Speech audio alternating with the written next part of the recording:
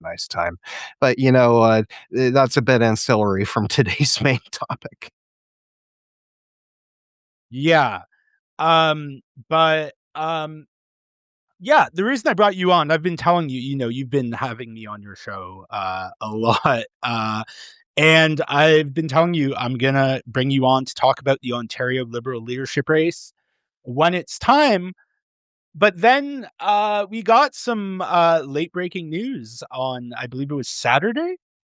Yes, Um, it was indeed on Saturday on May 9th. It would n- have that was so now the plan was for Nate Erskine Smith, Liberal MP, who's I guess you could say somewhat heterodox.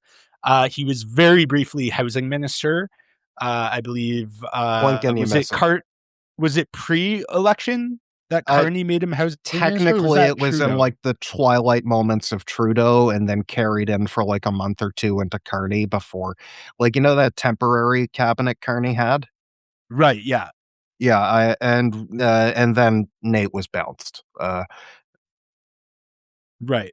And so um Nate, I would say is, if such a thing exists, on the left side of the Liberal Party of Canada. Um, if we look at, because I did live the first 26 years of my life in Ontario. Um, so my knowledge of Ontario politics is a bit outdated, but you look at when the Liberals have won recently, right, under McGuinty and then under Wynne in 2014. It's been a result of being able to win over NDP voters, right? Yeah, the ability And to consolidate at least some of the orange red swing voter is pretty much essential to the Ontario Liberals being right. able to not even a minority government. They need to be able to pull some of that vote.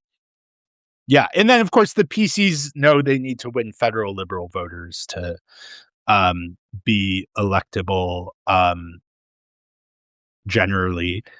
Um and so when I was growing up, when I was a teenager and I guess also in my 20s, Dalton McGuinty was sort of this dominant force in Ontario politics.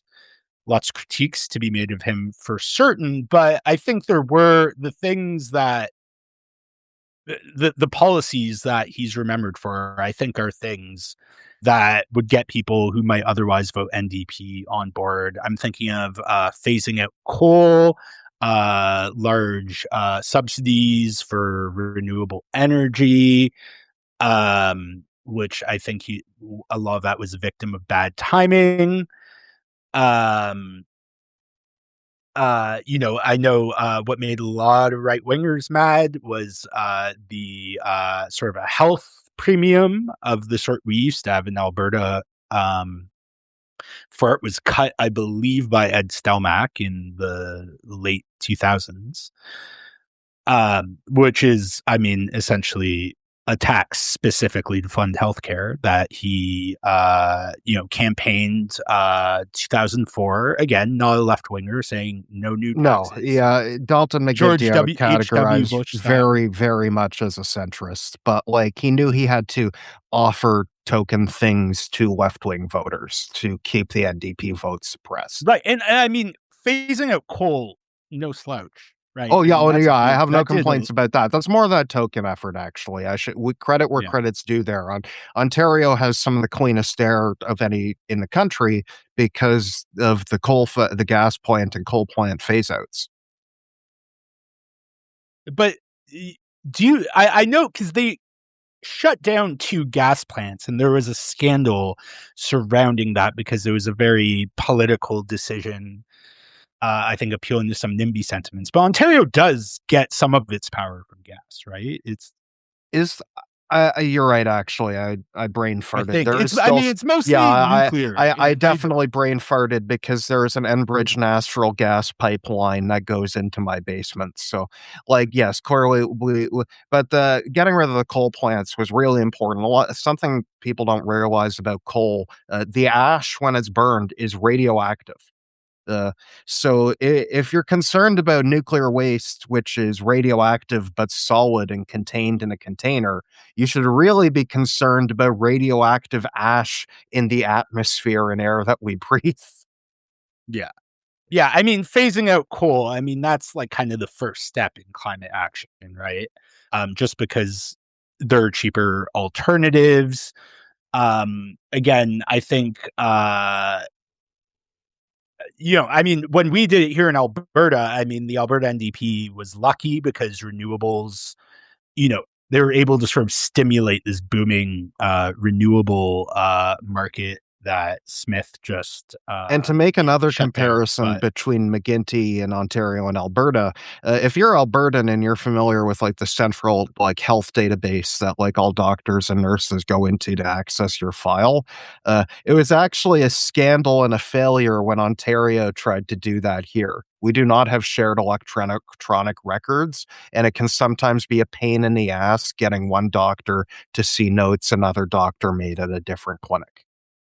right. Well, the difference I think it might be because Alberta is the only province with like a centralized health uh care agency and Alberta Health Services rather than like regional health boards, which is what Alberta had until 2010, I want to say 2008, 2010, somewhere in that range. The And I like the boards were model, it just consolidated needs into. more funding.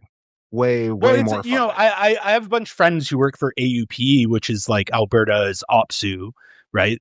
Provincial Public Sector Union, and it's good from a bargaining perspective, right? Because it gives healthcare workers more power that they all work for the same employer, right? Right. Like, in a way, like, in terms of labor relations, like, consolidation helps both sides in honesty. Like, it creates a certain efficiency, like, in terms of bargaining. Like, I mean, obviously, corporations and central employers are gonna be abusive with their power. It's a tale as old as time. But, like, the larger a union, the more bargaining power the union has too. Right. But of course, that's not the reason why the conservatives did that. They Oh, did of it course not. to cut healthcare, Happy side effect, which though. we're dealing with the Yeah. consequences of. But anyways, back to Ontario Liberal politics. Yeah, the So main Nate topic of Erskine the day. Smith ran for the Liberal leadership in the race that Bonnie Crombie won, former Mississauga mayor. Yes, and this would have been in 2023 over the course of a Right few after months. Stephen Del Duca, who's now the mayor. He's my parents' mayor in Vaughan. Mm. After he stepped down, had a disastrous election as Liberal leader, the NDP remained the official opposition, and Crombie becomes leader. Erskine Smith runs as candidate. Now, I don't think it was a secret because I was aware of it that he was planning on running for leader again this time around after Crombie stepped down for a less disastrous performance in the 2025 election than Del Duca. She won more To votes clarify, than the he has been NDP. planning to run again for leader since he lost the first time around. No, Right. he just said, like, immediately after Crombie is probably gonna fail, and then I'll go for the second time back then. And, I mean, he was correct in the first half. We'll see whether he's able to pull it off the second time. But, he has experienced what you could call a setback. Yeah. Yeah. And I'll get to that moment. You worked on his initial leadership campaign. Yeah, I volunteered on his initial leadership campaign. This was back in the days, folks, when I still used to be a political organizer. I thankfully don't work on campaigns anymore. I write, I do interviews, and also occasionally I get to do actual reporting, which is a joy. But no, and back in 2023, I was volunteering on Nate Erskine Smith's leadership, which campaign, which failed. But that's an important thing that we should probably disclose to the audience watching right now. Yeah. I think that is certainly worth noting that you're not entirely impartial here, and that's why we have you because Right. Oh, I wear Nair my again, bias on my sleeve. yeah, Eh, and I Naiskin Smith. When I heard he was running again, I'm like, based on the dynamics in Ontario politics, where you still have a three-party system, unlike the Western provinces, where it's just the NDP is essentially a coalition of Liberals and New Democrats, and even some federal conservatives, certainly here in Edmonton, for example, where, I mean, you just look at the electoral map federally, which is all blue except for now two red seats, one in the south, that's Matt Genereux's riding, and who's a former conservative MP, is elected as conservative, and was a former PC MLA back when Smith was leader of the Wild Rose Party during the Redford era. And Eleanor Olszewski in Edmonton Center, which is the riding right next to mine that represents downtown Edmonton. And then, of course, Heather McPherson in Edmonton Strathcona. Um, and then the rest is blue.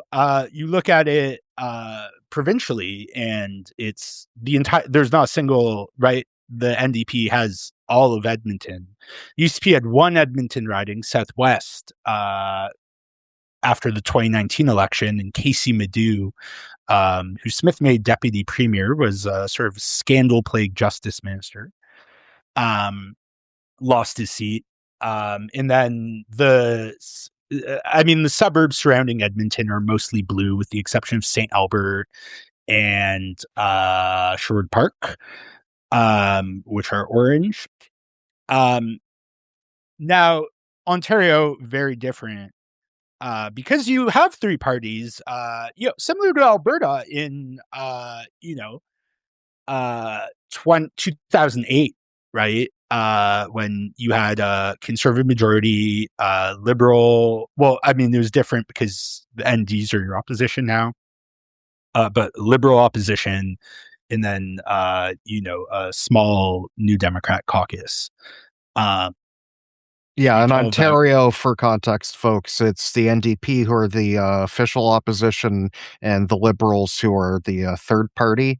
The Greens, however, have two MPPs, so oh, they're also, they have two. yeah, they have two. They have Mike and they have Aislinn Clancy. So they're the Okay, yeah, yeah, the Greens are having an okay time. Like they're and what are the, like, because I look at like the BC Greens, where you go from, right, Andrew Weaver was their leader, who's essentially like a centrist who cares about climate, and now we have Emily Lowen, who's a leftist. yeah, you went from a Tory on bike to an eco socialist, pretty much. Right, Alberta Greens, I don't think have ever won a seat.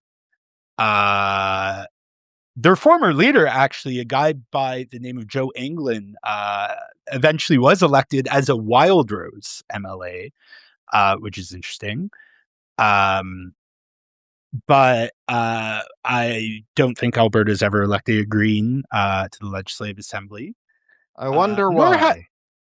well, but the Alberta Greens in the last I election tease. were the leader, a fellow whose name I forget, lives in BC now, was running as an eco socialist.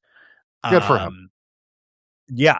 Anyways, um, so I figured Nate was a guy who could consolidate, you know, people in the center, people on the left behind him, and maybe beat Doug Ford. Because, I mean, Doug Ford is, I don't think he's ever won a majority of the popular vote. But, with Not that the, I'm aware. Like, he's won but the, pretty resounding pluralities, but you are yeah, like correct. 45% or something. Yeah, like this. So it's not like the worst crime first past the post has ever committed. Right. And now, so Nair Skin Smith wants to run for the Ontario Liberal leadership.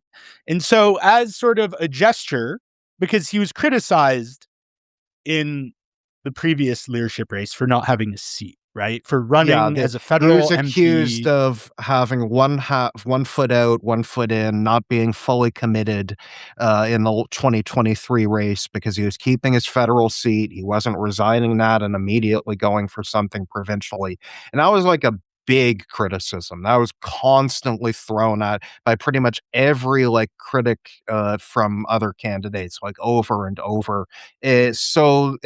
This time, because when Dolly Begum, the former deputy leader of the Ontario NDP, went to join the federal Liberals and left her provincial seat for a federal seat, that provincial seat is Scarborough Southwest. It is immediately bordering next door, Beaches East York, the riding Nate represents federally.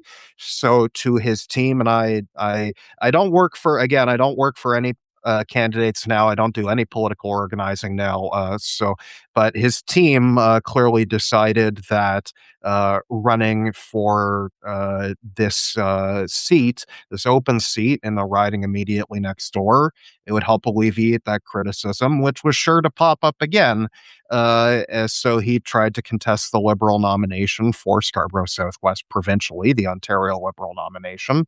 And then the grand irony is people started accusing him of being a parachute and trying to use it as a stepping stone for the leadership, which felt like a bit of a 180 from the previous criticisms, admittedly. I mean, that is correct though, isn't it? Not that. I mean, parachute. Fine, he's from the riding next door. Yeah, and The for ridings in context, Ontario the though person who are beat him, Jeremy, is from London, Ontario.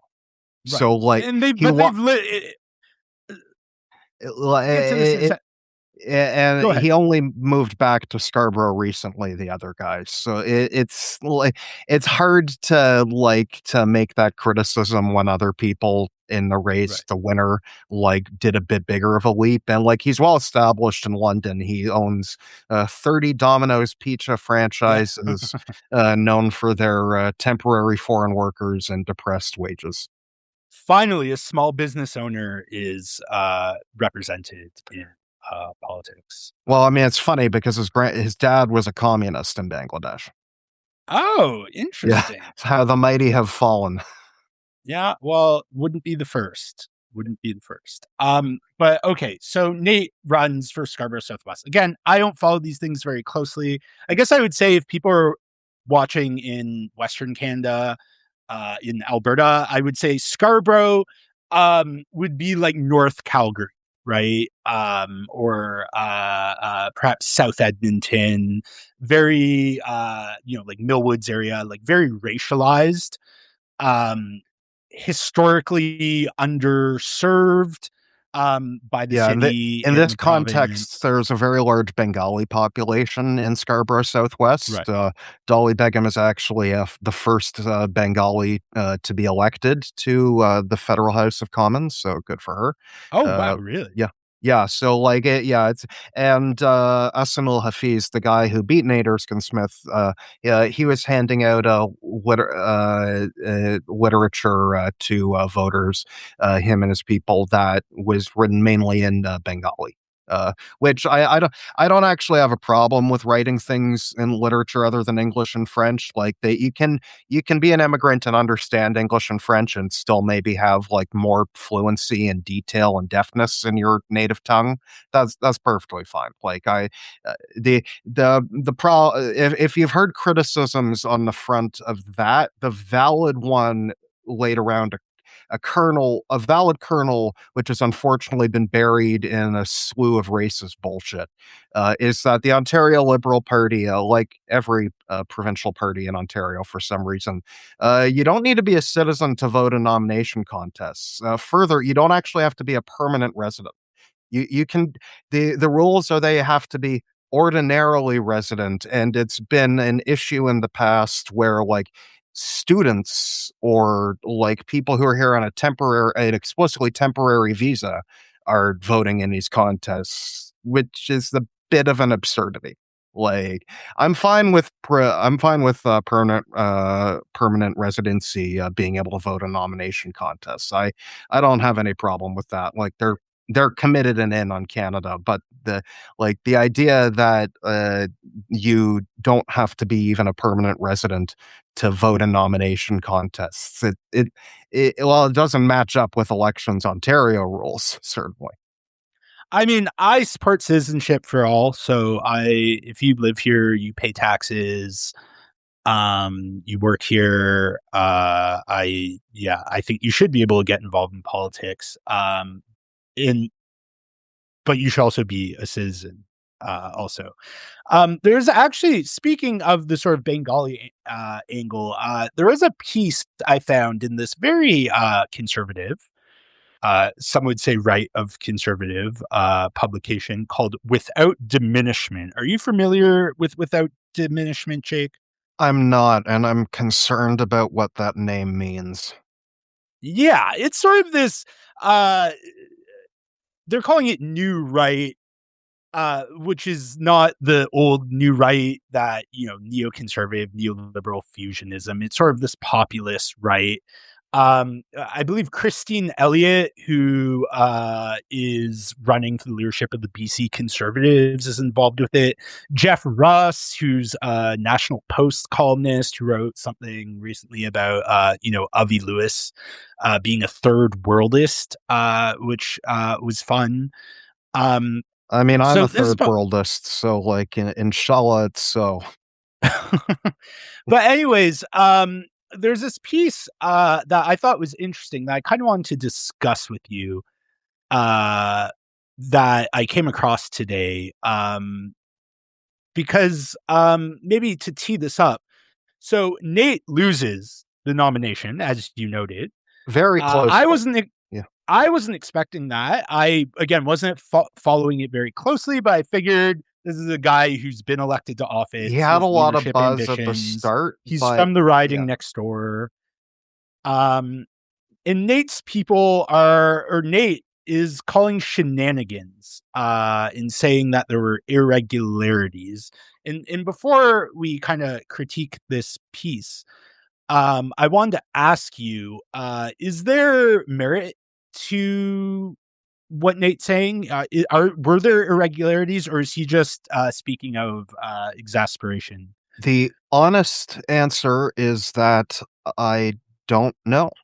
I wrote about this in my own piece, but Nate, while they won't be specific about the irregularities in public, very specific, what one member of Nate's team has told me on the record. Well, not on the record. They weren't able to speak publicly on it, so I didn't cite their name. But they're believing that apparently hundreds of people, according to the Nate scrutineers who were in the room, were allowed to cast ballots without showing proof of where they live, which is a pretty clear and obvious problem. The problem, they haven't provided any evidence of this yet, though. And I note this in my column, that there needs to be like an actual clear proof of this in order, but I mean, they say they're going to be challenging the results. I clear something. I I think they may have seen something. We'll find out exactly what they can prove. The Ontario Liberal Party's attitude today seems to be "prove it if you can," which Mhm. was a bit flippant, John Fraser's remarks. But yeah, And that's the interim leader. he's the this is the third time now he's been interim leader while we've been doing a leadership contest, and he's getting increasingly efficient at it. Also, for disclosure to folks, I do still retain a membership in the Ontario Liberal Party. That's mainly just so I can be voting in this leadership contest, and then we'll see whether I keep it after. I will be putting out my endorsement ranking as I did for both the federal Liberals and federal NDP, and I always note and knows whether or not what entanglements I have. But moving on. Yeah. Yeah. So you came out with this piece last week. Ontario Liberal insiders are waging a shadow campaign against Nate Erskine Smith. And I thought this was interesting. I mean, he was obviously the anti-establishment candidate, so I'm not Yeah, that's never surprised. been a secret to anybody. Yeah, so I wasn't surprised that there was resistance from within the party ranks towards his candidacy. But I guess tell me a bit, sort of what did you find out from your sources about this what you call shadow campaign against NES? Well, it's a gradually escalating series of things, my favorite thing in the opening here you can see is I actually draw a parallel between Avi Lewis and Nate Erskine Smith, in that they're both like the anti-establishment candidate of their respective parties, a bit to the left of their party's current political consensus. They want to uproot some old guard and bring in some new management, but in terms of the actual uh, say, the actual discoveries and reports of substance I put in this piece, uh, the obvious thing that everyone knew, both Nate and his opponents, is if he won this nomination and then was able to be the contestant for the by-election and win that by-election, it would accelerate his leadership. But if he were to lose, then it would also put a large damper on that leadership. So, two of Rob's core leadership contestant opponents, Rob Serjanik of the riding of Ajax and Lee Fairclough of the riding of Etobicoke Lakeshore, they have quietly their leadership campaigns, although only Lee has officially declared. Rob is quiet but has a team together. They've quietly been providing assistance to Kadira Jackson and Sanola Fees, two of Nate's three opponents in this leadership contest. That in itself is not disallowed. It's not against the rules. I did find it a little underhanded. Rob Serjanik, I will note, at was at the voting on the day of in Scarborough Southwest on Saturday. He did come up to me to talk to me about this piece and insist that it is not true and, quote, my sources suck. What I would note to him is that there was a member of his team wearing the Kadira Jackson button behind him while he said this to me. So I would inform him I have eyes. Yeah, and I guess my question is, I mean, isn't that just politics? I mean, everyone has their Oh alliances and yeah, loyalties, but that in itself isn't much, and if that was the only stuff, then it wouldn't be worth reporting on. But as you can see in the next two paragraphs on screen here, we get to the situation. So, as people may or may not be aware, there are various staff that the Central Party employs. They employ party staff who work not for the legislature but for the party itself. Their salaries paid through political donations and other sources of money for parties like the per vote subsidy. Uh, and their job is to work for the party and for the people who manage the party, the elected executive council and the larger provincial council. On the other hand, there's the Liberal Caucus Services Bureau. Those are people who every party with party status in a legislature, they get funding from the government to do to staff their caucus. They're supposed to serve all MPPs of the Liberal caucus equally. And the important thing is, regardless of whether they're party staff or caucus staff, uh, they are supposed to be neutral in nomination contests in the party's case because party staff run the contest. Uh, and in caucus staff case, because they're not supposed to be picking their own bosses. Like it's supposed to be for voters to decide who are MPPs and the party membership to decide who's an MPP. And Catherine McGarry, the Ontario Liberal Party president, explicitly did demand of both elected executives in the party and of these various staff that they remain neutral. The only staff who can really support or should be able to support a leadership candidate are those who like work for an individual MPP. Like if like Rob Serjanik's individual staff obviously can help him work on a leadership his leadership campaign. But what you can't have people who work at the Ontario Liberal Party central office who are or who work for the central caucus uh, interfering in these things when they've been demanded supposedly to be neutral. And this is clearly a false neutrality because we have indeed identified the Star in their own reporting identified three people who work at LCSB who they refused to name. I, however, did name the person I identified. His name is Michael Fontaine. Coincidentally and unrelated to this story, but yet another disclosure, he's a former acquaintance of mine. But he's an experienced staffer, previously employed in high ranking roles for various liberal bosses, federally and provincially. And he has been was observed repeatedly at the campaign headquarters for Hassan Hafiz, the guy who won. And he is not the only person like who has witnessed at Hafiz's office working for him who receives a salary from LCSB. And that's not acceptable. That is indeed resources which are supposed to be neutral to all the party being waged to put a thumb on the scale. Mhm. Right. So I mean, there's obviously some pretty uh the appearance of impropriety there. What means does Erskine Smith have at his disposal to challenge it? Because I mean, I would imagine he would appeal to the party, but as you've outlined, the Yeah, party doesn't the want him to part win. yeah, an appeal to the party is not really worth much.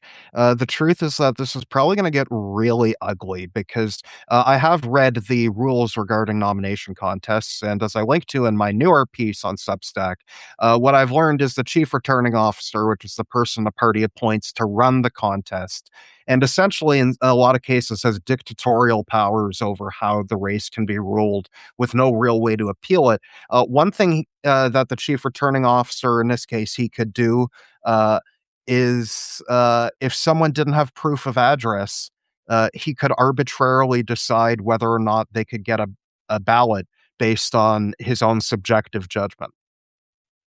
So, like, it's really hard because the truth is, it could be the case that a lot of people are allowed to vote without proving they live in the riding, and the liberals could say, yes, our rules allow this tough shit.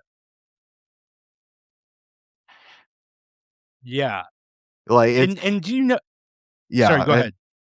like, the truth, I guess, is it's gonna be really, really brutal because, like, if Nate insists on pursuing a challenge, and it appears that he does, it is going to be a scorched earth path because there is going to be implying that there's a lot of corruption that needs to be rooted out, if what he's alleging is accurate. And of course, again, like, it is important that we see actual, proof so we can determine one way or another, like, whether this sort of activity happened and to what degree. Mhm. And now, um, do you know, is Nate still planning on running for the leadership? I don't know, but the thing is, he lost very closely. Like, let me go through the ballot count here. There were four candidates because the bottom two did so bad, they both got eliminated in the first round, which I didn't even know could happen on a ranked ballot. I thought it has to go one at a time. But before and by the first round, Nate was leading by 9 votes.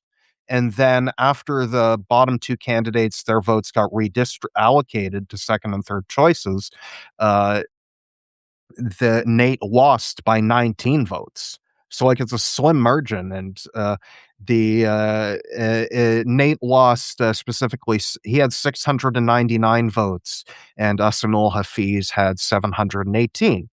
So it was a close margin, and if the improprieties happened and the numbers alleged, yes, it absolutely could have had an impact on the outcome of the race, and that's a serious problem. Mhm. And now I saw you and Quito Maggie had were had a bit of a spat online today. Yeah, Do you Akita's an wanna interesting fella. explain that? Yeah, I wrote a piece a few months ago about how Keto and Ferd Longo through Main Street and Bellwether were providing assistance to one of Rob's leadership opponents, no, Nate, to Rob, Nate's leadership opponents.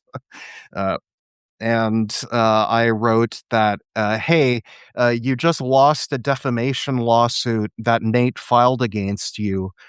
Maybe you shouldn't be polling on this race, and maybe you shouldn't be working for Nate's opponents when you're in like a suit and countersuit, because that might be a conflict of interest. And that set Keto off months ago. But Keto is one of the crowd of liberals who really, really, really doesn't like Nate. And the thing I find is people who like Nate, it's not like they're super crazy about him, but people who hate Nate, there's like a psychosis about it. Like, at least the Not liberals who hate Nate. Like, if you're in another party and you hate Nate, that's perfectly allowed and fine. But like the venom that some liberals have for Nate Erskine Smith is really, it's funny and also sad. not unlike Ivy Lewis. Yeah, it's that's why I made the comparison. Like like they act like he's got. I mean, Tom Allison, who's a major Liberal Party insider, and to his credit, doesn't hold a position with the party right now, and was volunteering with Hafiz above board. He said he was volunteering against Nate to save the Ontario Liberal Party. Like it is incredibly acrimonious. There's a reason in my columns I use the term Ontario Liberal Civil War. Like these people have been itching for a fight. Mhm. And there was something about a video going around Yeah, from one of Nate's opponents that Maggie is now claiming was AI generated. You want to tell us about that? yeah, so Keto Maggie made the very serious mistake of assuming that I would publish a story without verifying my sources. What I have learned through talking with numerous sources and also through looking at the Facebook myself before the profile was deleted, and I assume an attempt to take this evidence down offline. Asanul Hafiz is a bit of a controversial guy. He has called for the death of numerous political opponents of his family in Bangladesh. One of those who was admittedly a war criminal and had done some bad stuff. However, that guy was executed, and Amnesty International and a bunch of other like international bodies raised extreme like questions about the circumstances because the Bangladeshi government pressured the ICJ into making a ruling and not taking their one it's to call for political violence against tons of people, I would hope is outside the bounds of Canadian electoral politics. And on his Facebook in 2013, he did this repeatedly for context of his age. He had already been out of university for a few years. He had purchased his first of his Domino's franchises a year prior in 2012. So it's not like he was a teenager, like going off the handle. This was an adult man.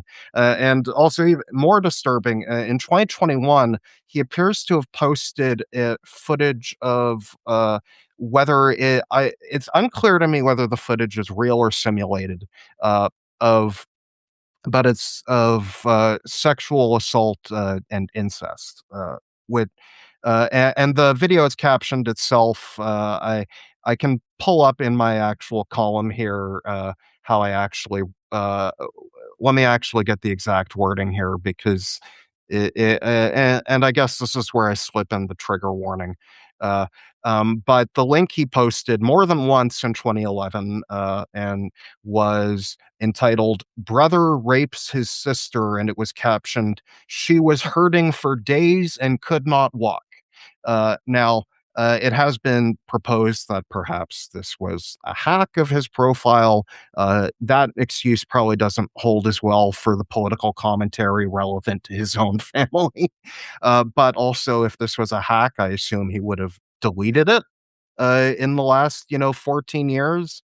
Some, I mean, but what I can say is that the posts were real. That Keto Maggie is completely incorrect when he asserts that it's AI.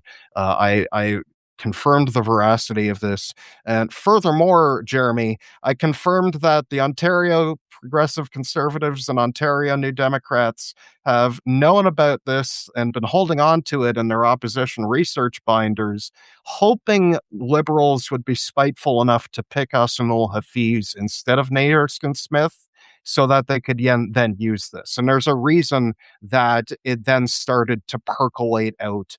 And I'm not actually I wrote about it in my column, but this had already been a matter of public discussion for a couple days and of private discussion apparently for months. So and what I write in my column is that this represents a massive flaw in the vetting process for the Ontario Liberals, who claim to vet candidates to make sure that they don't have controversial things like this in their past. Or if they do, to see if they even have an explanation for it. Keto Maggie asserted in his response screed to me that I don't know what I'm talking about, and that the Ontario Liberals clearly did know and didn't see a problem with it, which is not the defense I would have run with. And that was before he decided it was AI, which only he's saying and no one else has claimed that I've seen. That's the full story on keto and also on the opposition research. Although, actually, no, a new bit of opposition research has surfaced about Asmul Hafiz. One of his campaign events for this nomination, he had a speaker, and this is confirmed. We've seen photos and footage of this person at Asmul Hafiz's event. Is a convicted sex offender who sexually assaulted a 12-year-old girl. Hmm. Yeah, so needless to say, the guy who beat Nate has some controversy, and there are some people who have their own feelings about that controversy, Keto Maggie included. Yeah. Now, I just pulled up because we've got breaking news, although I see it is actually from several hours ago, that Nate Erskine Smith is preparing to challenge the result of the Liberal nomination contest in Scarborough Yeah, Southwest. And that I met comes with from his my team. friend Ahmad El Bayoumi from Polycorner. Everyone go subscribe to his stuff. He's great. Do you subscribe to it? Because it's paywalled. So I I share a don't. subscription with other people, and I don't have the login at the moment. So, Okay. Because, but I'm guessing that this would just be going through the party's formal yeah, appeal yeah. processes. Also, actually, to be clear, there he hasn't written his column yet on that. That's coming out tomorrow. He's just posting his subscription link so you can subscribe and then get it tomorrow. You are Okay. not the only Well, person who has been confused about that. Someone else clicked on it and asked me, "Jake, where's the thing?" Like, yeah, I don't work at Polycorner, but like he's a friend of mine and he does good work and good journalism there, and y'all should read his stuff. hmm yeah, because, we'll see what happened. Uh, yeah, I guess I'm sure we'll learn more as, the challenge takes shape, and maybe some people in the campaigns talk to media and provide more of an account of what we know. I was wondering, let's read this without diminishment piece, if you want to, from Dakota Jeffrey Petts. Do you know who that is? Now yeah, I know who Dakota Jeffrey Petts is. I, I, I don't agree with him on much, but we have he's a nice enough guy. Right. Fair enough. So let's I'm gonna pull up this piece because it I think it starts from the premise that Nate Erskine Smith was robbed and that this is unfair, and then it goes certain directions. Yeah, So, I'm not a fan of the explicitly racist direction that what I like. There are legitimate complaints that I think will Nate's team is obviously interested in pursuing, as Ahmed just reported. What I can say with certainty, and what several members of Nate's team has told me, is that they are actually really kind of pissed off at the fact that this is the following it's starting to get.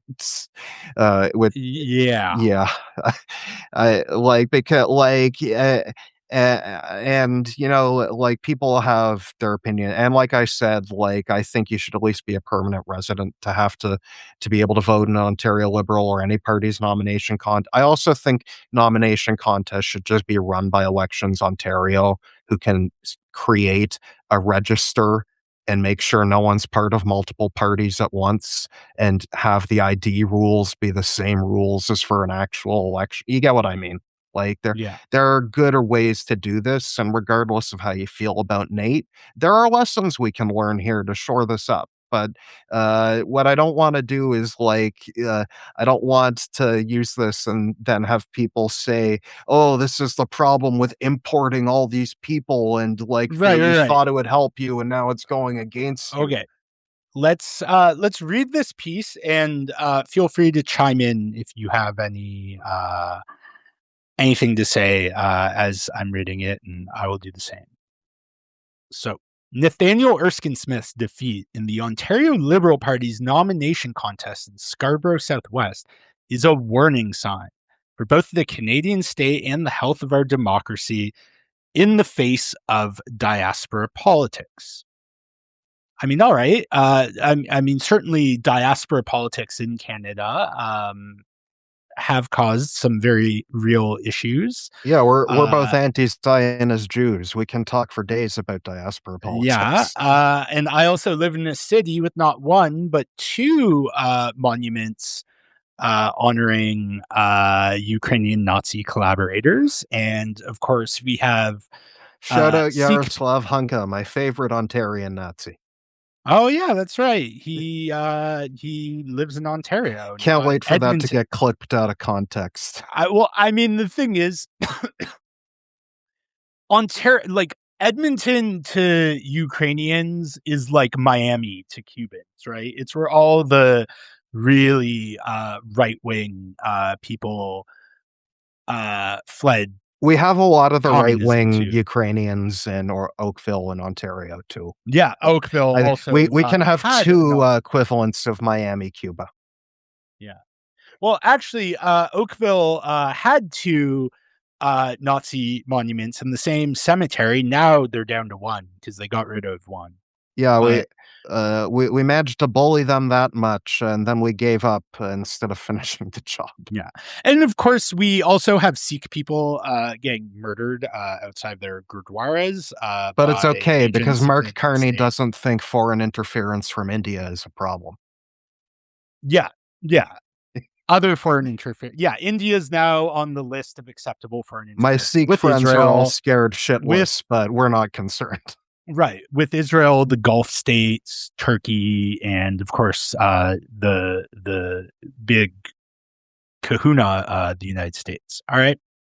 So, all right. Yeah, there are problems with diaspora politics. Let's see what they are in this case.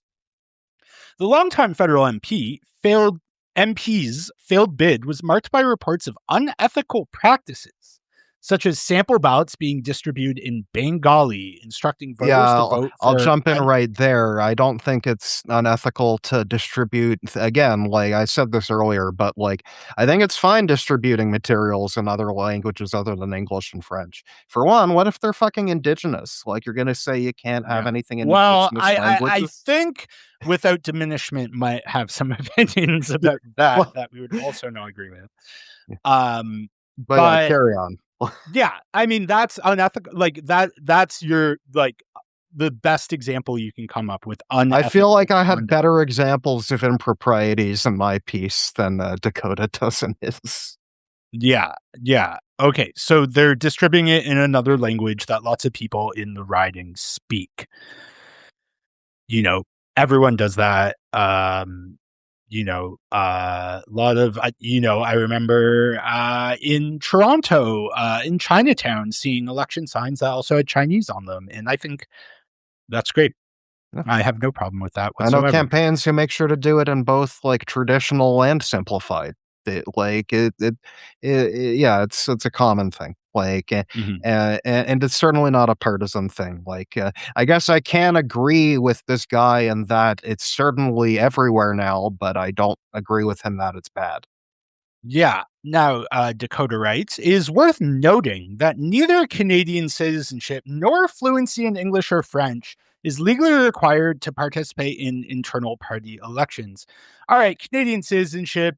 I mean, I agree with that. And I think that everyone who lives in Canada should have citizenship. Fluency in English and French. Why?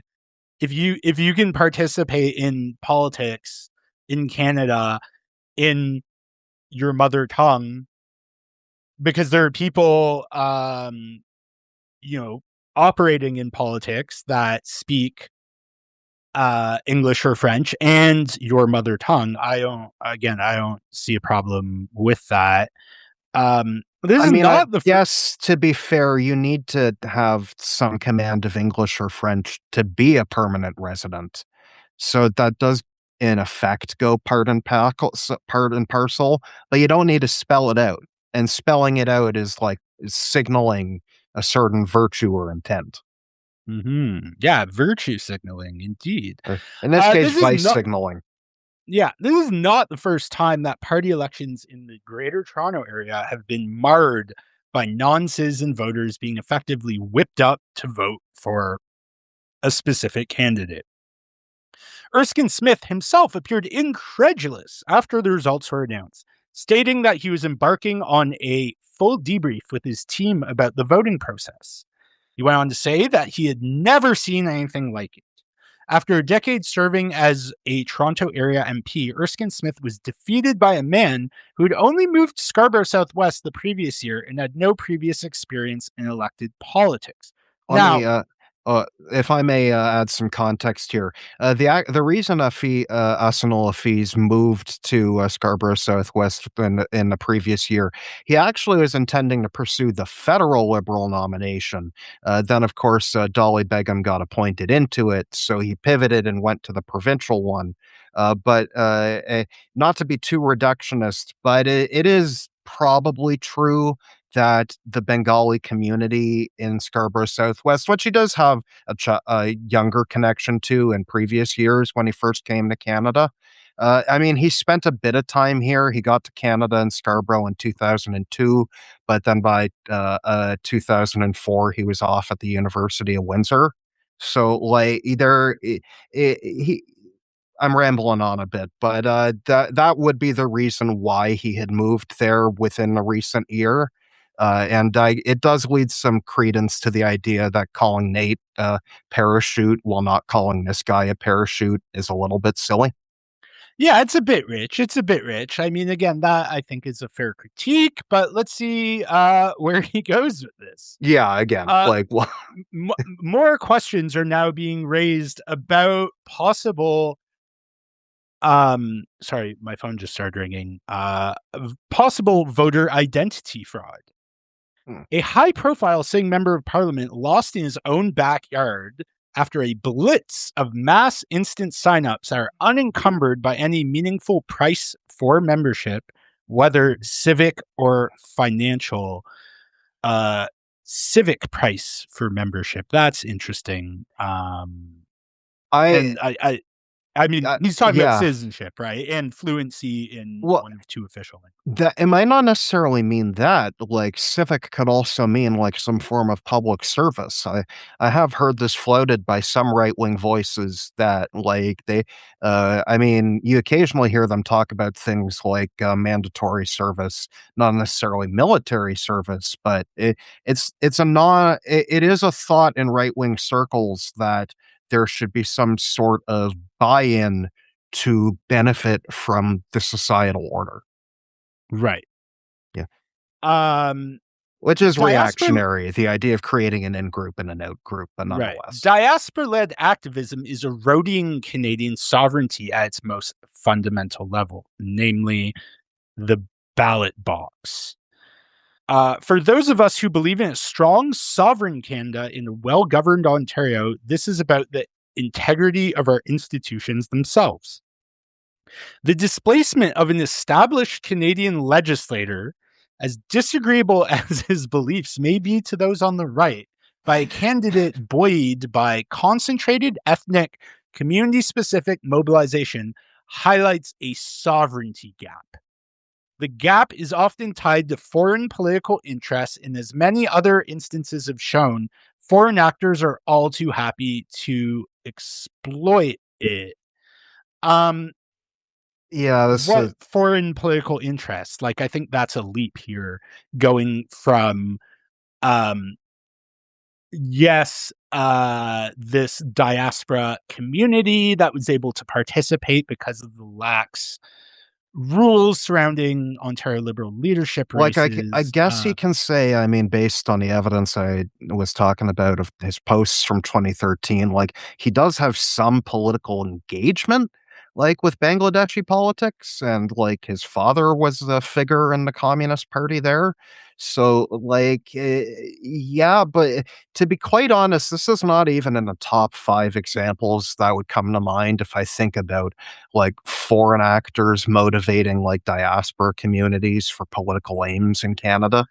Yeah, and I just find it hard to believe that Bangladesh cares who the representative, the provincial legislator representing Scarborough Southwest is.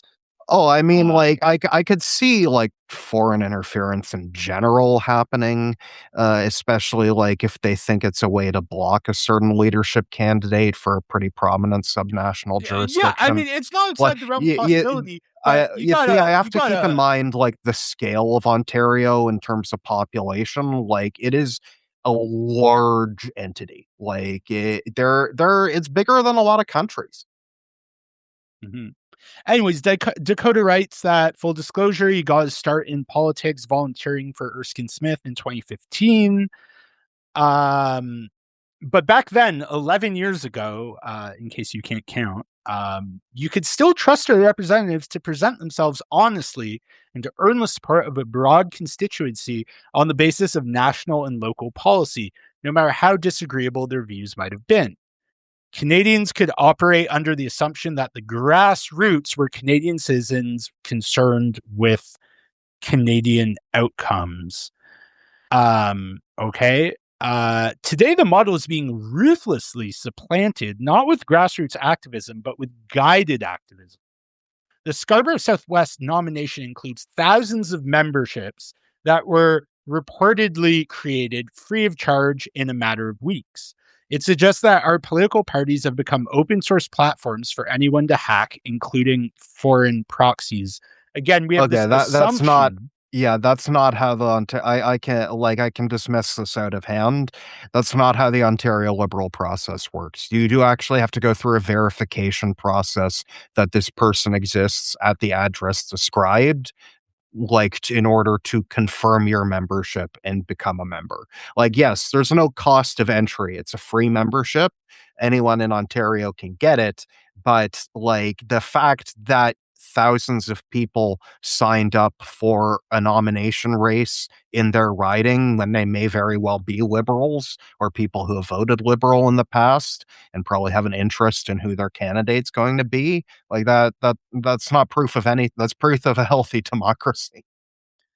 Right. And unlike, say, I don't know, the UCP leadership race in 2017, where a lot of Punjabi people in Calgary and Edmonton, bought bulk memberships for their families as a goodwill gesture to Kenny's to the various UCP leadership campaigns, and then never got their voting pins for some mysterious reason that the RCMP looked into and were like, well, Kenny would have won anyways. So, Yeah, Who and cares that turnout there's for some. this nomination was like about average. There were about 1,400 votes cast out of like the 3,600 or so members who were valid and signed up for this contest. But you don't know if that it's average because a lot of people getting memberships they don't use is common and average. Yeah. Yeah.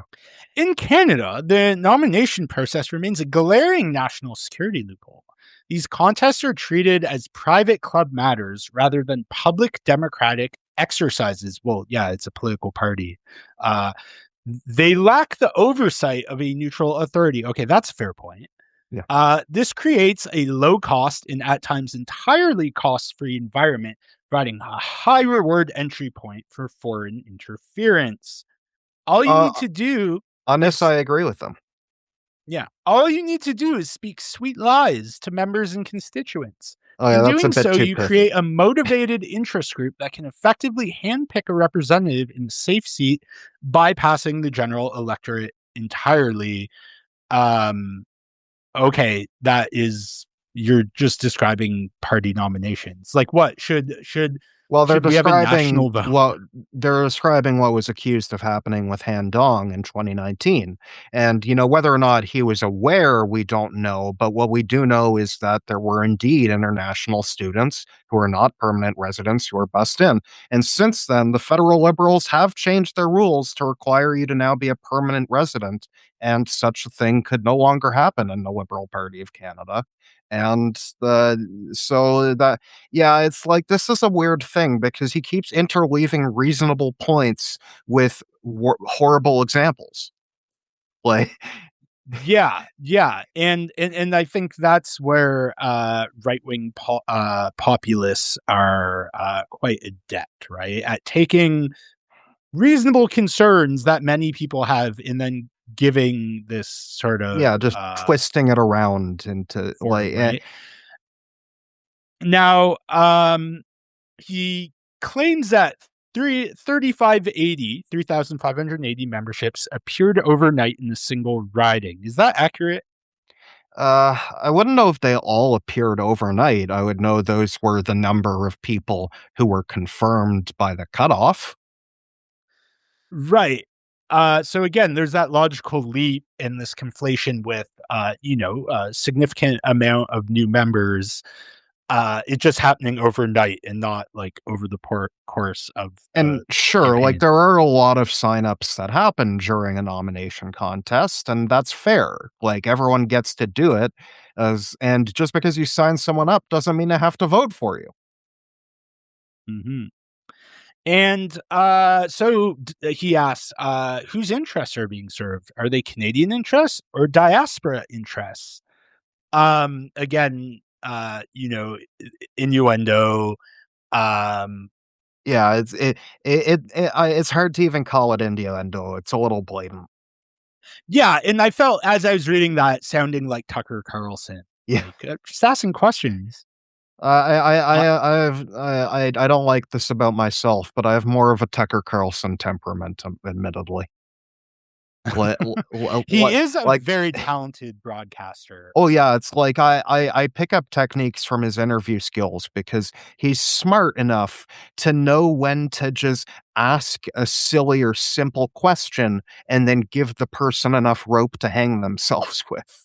Right, with Ted Cruz, Mike Huckabee, good examples of that. But anyways, the primary duty of an elected official, after all, is to the national and public interest. But when a candidate's mandate is derived from a narrow, diaspora specific recruitment drive, often centered on grievances or political movements from the old country, that candidate becomes a delegate for a foreign interest rather than a representative of Ontario and the Ontarians in that riding. The result illustrates the danger of fragmented national and local loyalties. So this is like literally the dual loyalties trope used against Jews, Yeah, but against Bengali against people Bengalis. in Ontario, without demonstrating Yeah, with at all that like that is what's and as happening. Jews, we can say like that there is some like collusion with Israel in our diaspora that Well, we don't and like. I'm sure both of us know people who are quite explicit in not even dual loyalty, um, which would be an improvement, but actually single And loyalty that's to the what state of this is what's Israel. giving me such a weird reaction to this column because it's like, it's not that you can't accuse this of happening, but you need really, really good proof or you're seeing racist ghosts. Hmm. And in this case, I Now, don't really here's see where proof of that. Like for all the criticisms I've just vocalized of Asimul Hafiz, like the idea that he's a puppet of the Bangladeshi government or of a foreign Bangladeshi government is not one of them. right, but Dakota's just asking questions. Yeah.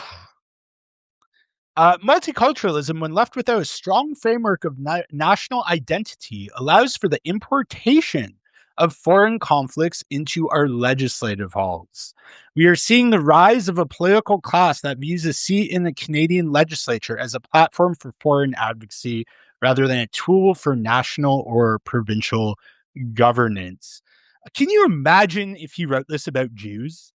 No, like, that's exactly what I mean. It's like, to be Yeah. fair, I think I have wrote this about the Israeli lobby in Canada in the past, but I was correct, and also I was a Jew writing it about other Jews. It's very Right. like, And you're also if a talking about Bengali was to write this about other Bengalis, it would have a lot more purchase in my mind. right, and also you're talking about specific, you're not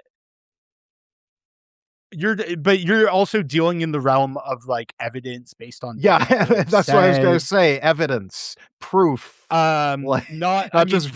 vague There's no he's gestures, not like. quoting any the candidate or his supporters suggesting that they are doing this at the behest of foreign interests, right? Or even, And this is a implying thing, that. like, when you contrast this with what I wrote, folks, you have to remember, I was there in person to cover it with other media. I had my badge, I had my camera, I was talking to sources, I was taking photos, I was like physically observing of it because it's important for me. Like, I can't always be on the scene of something, but I want to be able to gather my own evidence. And if I can't, I want to use evidence and cite it from reporters that I trust. Mhm.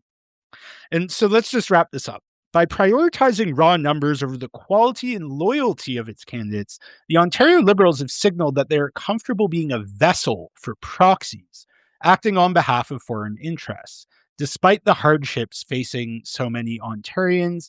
Now, I would imagine that Bengali people who are permanent residents in Scarborough might also face some hardships that don't have to do with foreign interests, but just a guess. Yeah, Um, yeah. the fall of Nate Erskine Smith is a wake up call for every Canadian who believes that Canada's future should be decided by Canadians for Canadians. Our sovereignty is being auctioned off in community halls and pizza parks. Auctioned off. Where's the money changing hands? What that just came out of nowhere. And also, like, this idea here, like, that he's slipping in right at the end, that we gotta go find them in their community halls and their pizza part, like, that's like 1950s red baiting McCarthyite, Yeah. like, you can't do that. You can't even allude to that. It is time to close the loophole before legislators become more of a collection of foreign outposts than they already are. Yikes. Yikes. Um, Fun. yeah, that was a take. Again, About as painful as I expected. no, I mean, again, and this is why I read publications like Without Diminishment Oh, and, yeah. You others like The Hub or The Line. you wanna keep Is yourself appraised, and you wanna be able to actually think about what other people are saying, even if you don't agree with it. yes, and there's an internal logic often. If you accept certain premises, then it makes sense. Oh, So yeah. if you accept the premise that there's something inherently nefarious about people who aren't citizens, who speak primarily a different language, getting involved in the political process, then I mean, it makes a lot of sense and it's well argued. But if you think critically and you think about other possibilities, um, kind of concerning to see um, this sort of sentiment really increase, especially in the province I live in. Now, we're having referendums not about the political involvement well, actually, yeah, one of the referendums is about requiring ID, proof of citizenship, to vote, um and also charging non-citizens for Meanwhile, accessing proof of healthcare. citizenship, when you actually think about it, do most Canadians even have that? Well, in Alberta, they're planning on putting citizenship on driver's licenses. Hmm. I I don't uh I don't know how I feel about that. I think it's bad. Yeah. Why did like that's really bad, because then it just gives, if you're undocumented, you can't get Yeah, ID. like you're giving yourself away immediately. Like Mhm, which is the I point. yeah, which yeah, it like at the same time, like the fact that like permanent residents can have driver's licenses means it isn't really a very good proof of citizenship for voting, is it? No, it's proof of address, right? Yeah, it's proof of But address. even then, you can To bring a be piece of yeah, mail, you can get someone to vouch for you, which you actually can't in Alberta because yeah. Daniel Smith got rid of it. But Yeah, and like to be fair, it's like the main way it's addressed is just that if you lie, they'll come kick the shit out of you and put you in jail. right. Anyways, I do have to make myself some dinner, and then I got to run out. But Jake, any last thoughts? Honestly, this is what I would call a complete shit show. The Ontario Liberals had finally started polling really well, being competitive with Doug Ford's Conservatives, and it seems they're about to grasp defeat from the jaws of victory once again by fighting each other more than fighting their opponents. All right. Great to talk to you as always, Jake. And people, the newsletters Jake Landau is tired. I believe you can find it at jakelandau.ca. And I would recommend it. Always some interesting insights from Jake. And yeah, great to have you explain the Ontario Liberal leadership race to me and my audience, and we'll have to do this again once the race heats up. Yeah, I'm sure this was only part one, and I'm happy to be back on here again, as you're always happy to be on my show. All right, take care. You too. Cheers.